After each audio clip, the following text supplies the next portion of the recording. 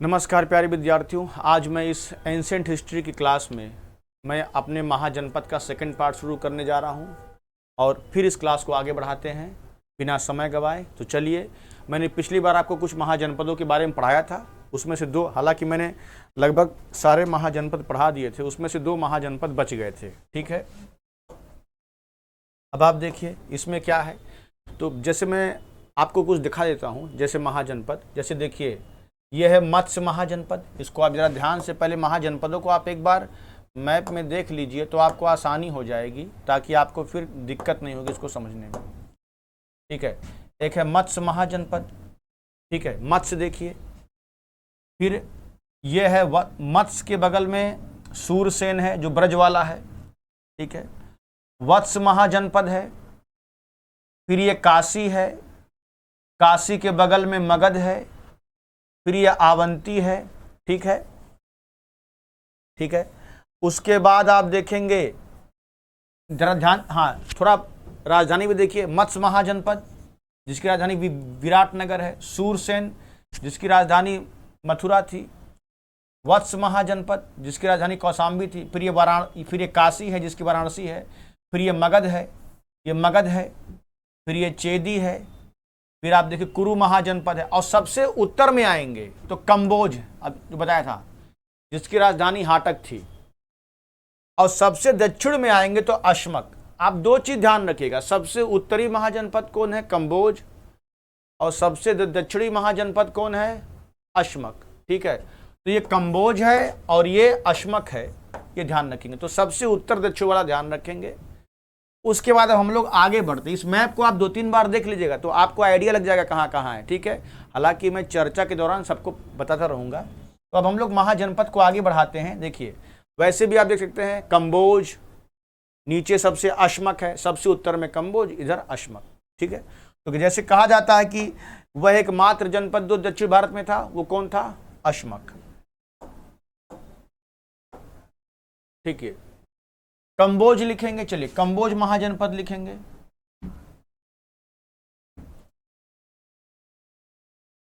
लिखिए, यह, अब कंबोज क्या है थोड़ा ध्यान रखते हैं। यह वर्तमान में कश्मीर के दक्षिण पश्चिम में अफगानिस्तान के कुछ भाग में इसका हिस्सा जाता है। हालांकि कश्मीर के दक्षिण पश्चिम में है और थोड़ा सा हिस्सा इसका अफगानिस्तान में जाता है। इसकी राजधानी हाटक थी, या उसको राजपुर भी बोलते थे।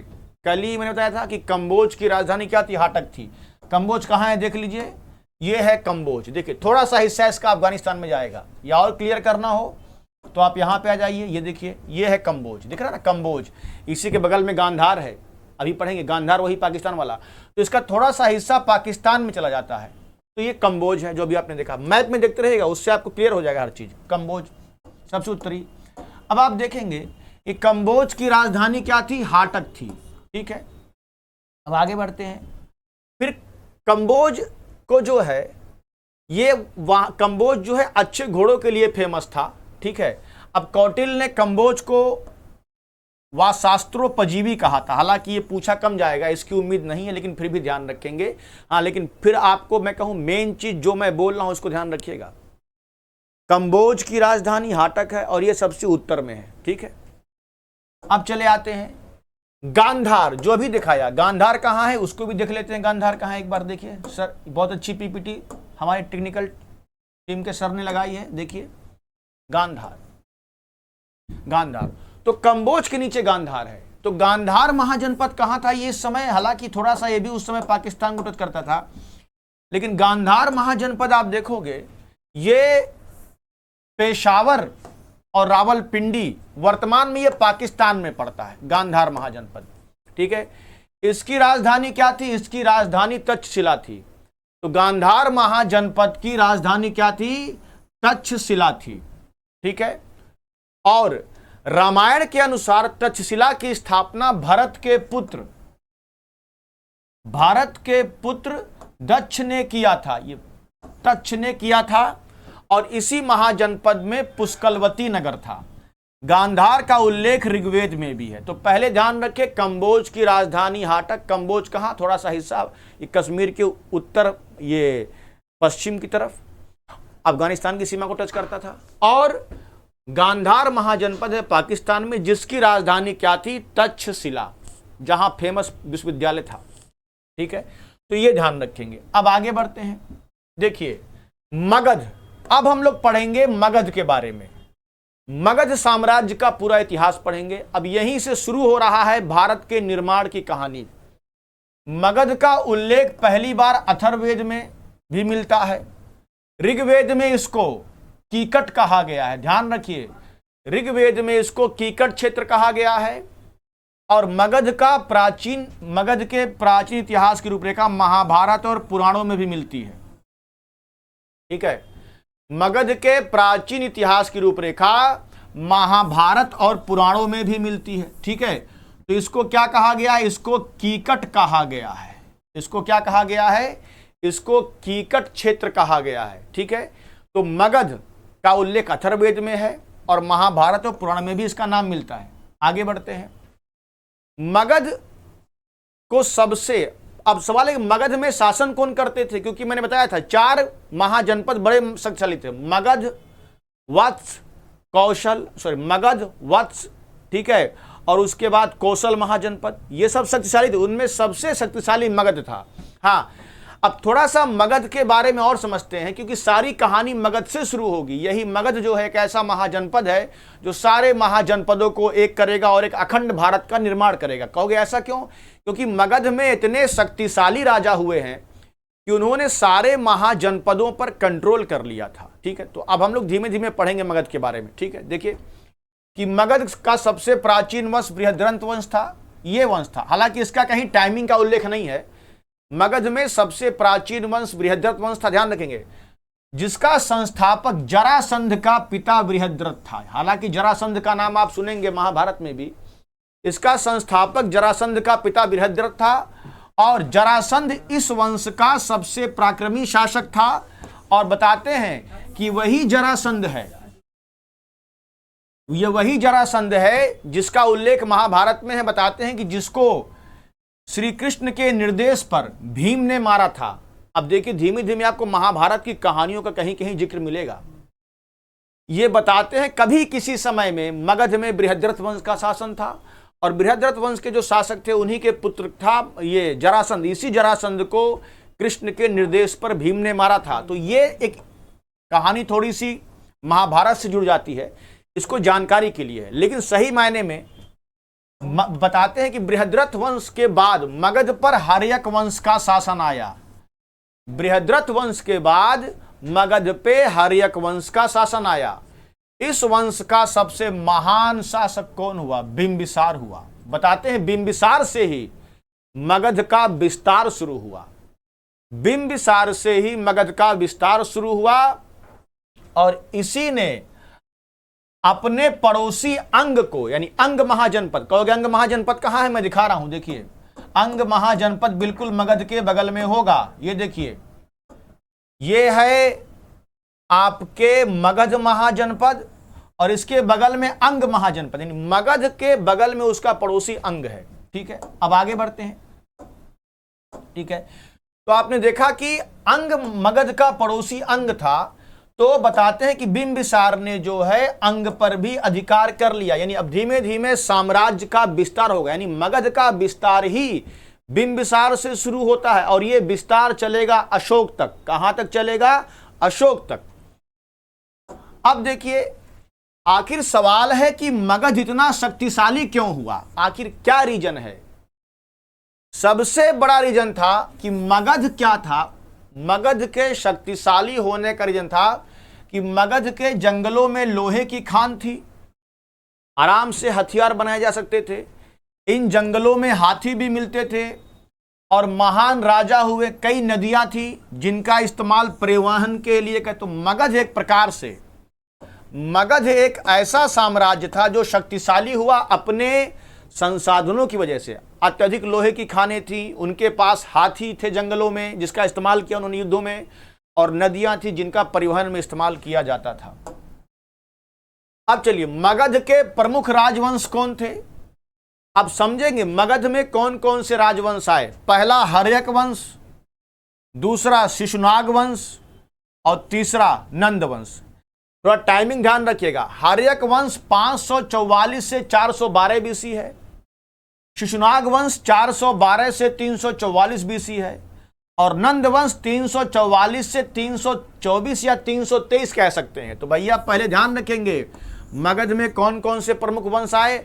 हर्यक वंश आया, शिशुनाग वंश आया, और कौन सा वंश आया, नंद वंश आया। जरा आप इसको ध्यान में रखेंगे। तो हर्यक वंश में कौन आया, पहले हर्यक वंश, अरे मगध में कौन कौन से वंश आए, हर्यक वंश आए 544 से 412 बीसी, फिर शिशुनाग वंश आया 412 से कितना 344, फिर नंद वंश आया 344 से 324 और 23 तक। ठीक है, अब चलिए बिंबिसार को हर्यक वंश का संस्थापक मानते हैं। कहानी यही आपको सर बृहद्रथ, देखो बृहद्रथ मानते हैं लेकिन बृहद्रथ का बहुत उल्लेख नहीं मिला है। वो कब शासन किए, कितने समय तक किए, हमें बृहद्रथ की पुत्र जरासंध की कहानी मिलती है। तो मानते हैं कि मगध में पहले बृहद्रथ वंश का शासन था, मगर उसका पूरा टाइमलाइन डिटेल नहीं अवेलेबल है। कहानी असली मगध की हर्यक वंश से शुरू होती है। तो इसीलिए मगध को, बिंबिसार को हर्यक वंश का संस्थापक मानते हैं, और माना जाता है कि बिंबिसार ने धीमे धीमे मगध का विस्तार किया। हाँ, कहीं कहीं कुछ इतिहासकार ये मानते हैं कि ये पहले लिच्छवियों का सेनापति था, यानी बिंबिसार जो था वो लिच्छवियों का सेनापति था, ऐसा कुछ इतिहासकार मानते हैं। यही वैशाली वाले लिच्छवी जो बताया था मैंने महाजनपद में। तो उसके बाद ये मगध का शासक बन गया। क्या बन गया, मगध का शासक बन गया। जैन साहित्य में जो है बिंबिसार को कहा गया श्रोणिक। कई बार पूछा गया है कि बिंबिसार का एक अन्य नाम क्या है, श्रोणिक। तो जैन साहित्य में बिंबिसार को श्रोणिक कहा गया। अब देखिए बिंबिसार ने बहुत चालाकी किया। उसने वैवाहिक और युद्ध नीति तथा कूटनीति, उसने वैवाहिक से, युद्ध नीति से और कूटनीति से मगध का विस्तार कर दिया, है ना। मतलब उसने साम दंड भेद सब अपनाया और मगध का क्या किया, विस्तार किया। आगे बढ़ते हैं।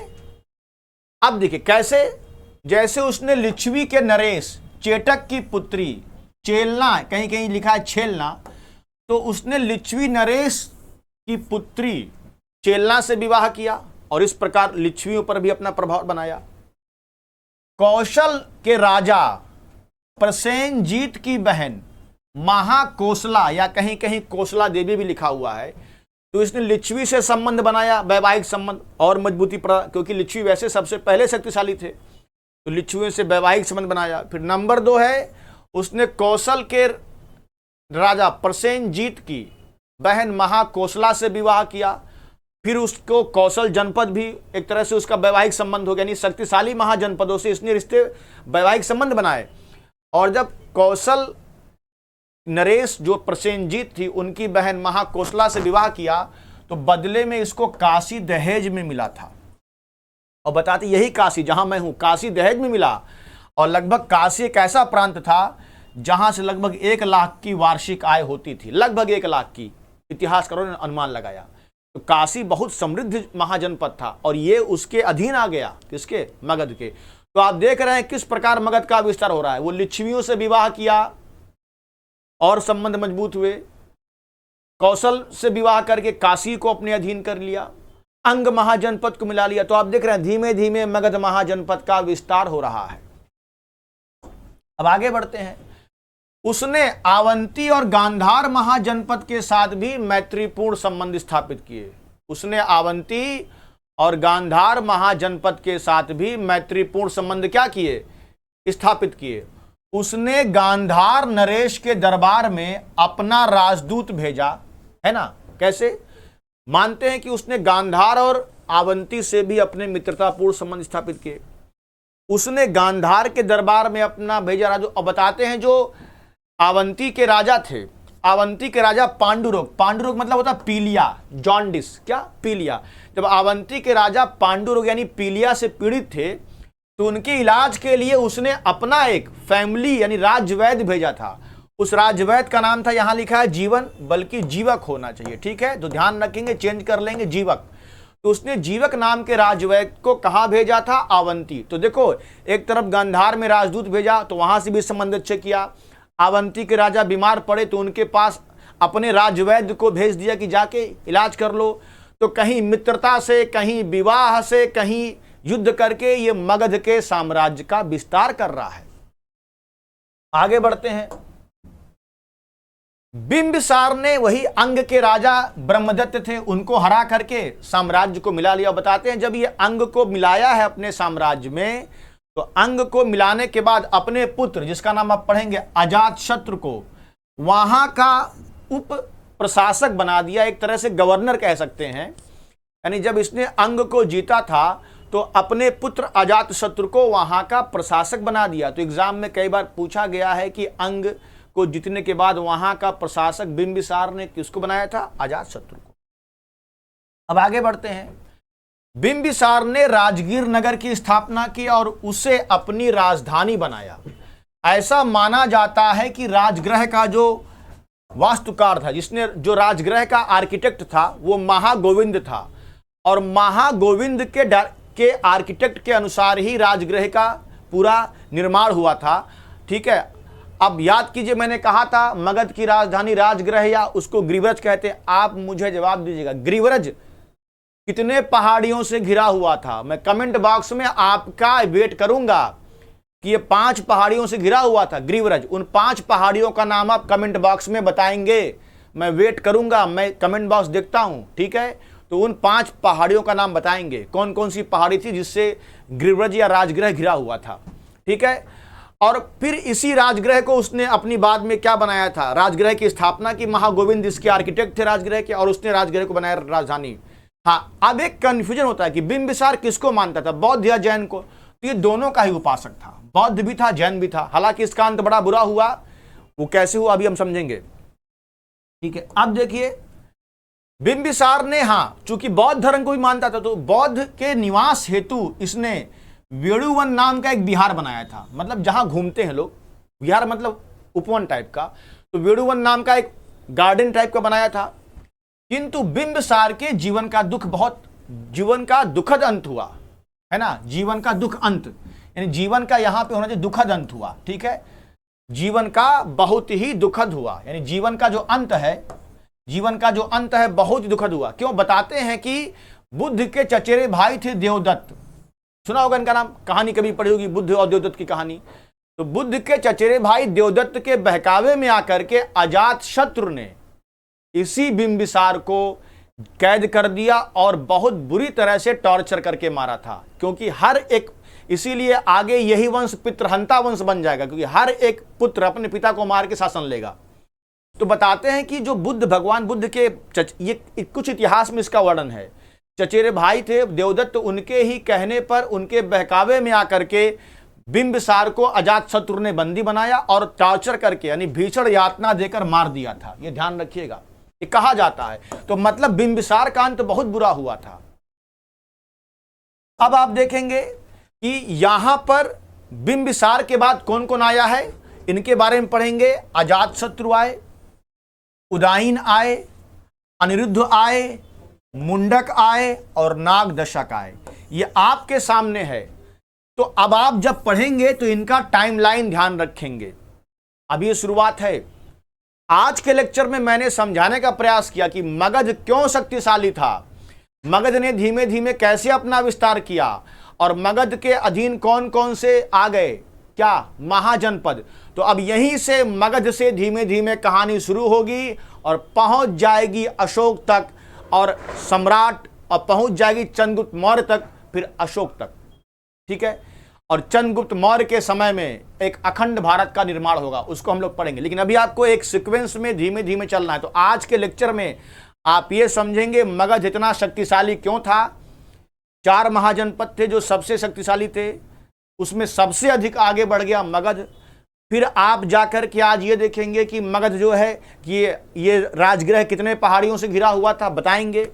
और मगध में कौन कौन से राजा हुए, मगध में कौन कौन से वंश आए, हर्यक वंश आया, शिशुनाग वंश आया, फिर नंद वंश आया, इसको ध्यान रखेंगे। और फिर मैंने शुरुआत किया कि हर्यक वंश में सबसे पहला शासक कौन हुआ, बिंबिसार।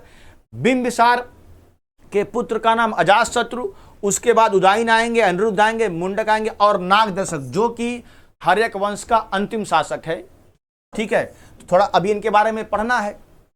तो यहां तक मैंने आपको बताया कि कौन कौन से हैं, कौन कौन से महाजनपद हैं, मगध की कहानी कहां से शुरू। हाँ, एक चीज और, मगध में पहले मगध का संस्थापक बृहद्रथ को मानते हैं, लेकिन उसका कहीं कोई प्रमाण ज्यादा नहीं है, इसीलिए कहानी सब बिंबिसार से शुरू होती है। तो आज थोड़ा मैं लेक्चर इतना ही लिया हूं, फिर अगले क्लास को मैं थोड़ा और डिटेल में लंबा बनाऊंगा, लेकिन अभी तक आप इसको ध्यान रखें। देखिए, मैं बहुत सीक्वेंस में क्लास लेके चल रहा हूं, गैप नहीं हो रहा है। तो आप अगर इसी सीक्वेंस से आराम से पढ़ते चलेंगे तो एंशिएंट हिस्ट्री आपकी खत्म हो जाएगी। देखिए, मैं महाजनपद तक पहुंच चुका हूं, अब धीमे धीमे मैं, अभी आज बिंबिसार शुरू किया, कल मैं आपको इन तीनों के बारे में, अजातशत्रु, उदयन, अनिरुद्ध, सबके बारे में बता के खत्म हो जाएगा। तो अगले लेक्चर में मगध खत्म हो जाएगा, फिर हम लोग मगध के बाद शिशुनाग वंश के बारे में पढ़ेंगे। तो इस तरह कंटिन्यूटी बनी हुई है। तो आप लोग जिस तरह से लेक्चर देख रहे हैं, गंभीरता पूर्वक धैर्य से लेक्चर देखिए। पीपीटी जो है, आप, चूंकि मैं हट जाता हूं तो आप बना भी सकते हैं। पीपीटी जो बच्चे डिमांड करते हैं उनको भिजवा दिया जाता है, ठीक है। तो इसलिए फिर मिलते हैं एक बेहतर लेक्चर के साथ। जय हिंद, जय भारत, जय सिया राम, जय हनुमान, जय हनुमान। धन्यवाद।